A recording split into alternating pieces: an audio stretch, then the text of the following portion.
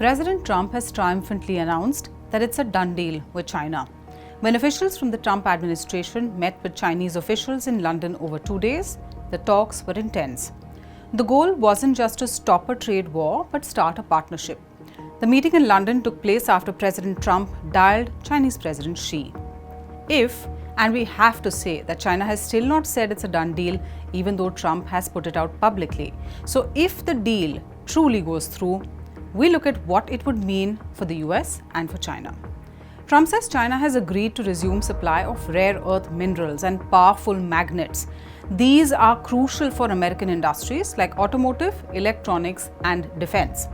The halt in exports of rare earth minerals, something that China has somewhat of a monopoly on, was making industries super jittery in the United States. This means automakers can breathe a sigh of relief. Without the powerful magnets, they would have suffered big production issues. We made a great deal with China. We're very happy with it.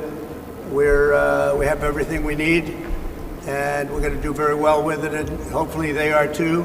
The trade agreement needs a final nod from both President Xi Jinping and President Trump. It also means that the ridiculous 3-digit tariffs that Beijing and Washington were slapping on each other at one point will be a thing of the past.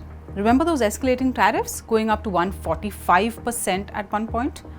So, does it mean it's the end of tariffs altogether? Not quite. The US will impose a 55% total levy on Chinese imports, a figure that packs a punch but includes an existing baseline 10% reciprocal tariff, a 20% fentanyl-related tariff, and 25% in earlier duties. That means America still keeps leverage, while China gains predictability. This will help calm markets' uncertainty. Over in Beijing, if Xi accepts what's proposed, China emerges with more than just a mineral sales. The agreement eases export restrictions and opens the door for more Chinese students to study in the United States.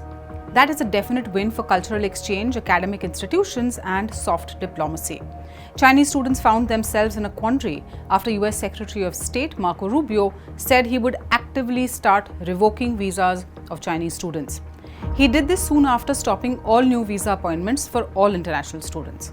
China sends the second highest number of international students to the US after India.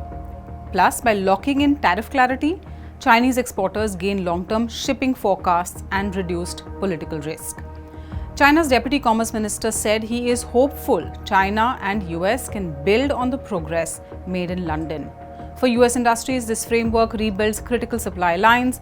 Automakers and defense sectors scrambling for rare earths would be able to source magnets and strategic materials upfront, thereby reducing downtime and production uncertainty.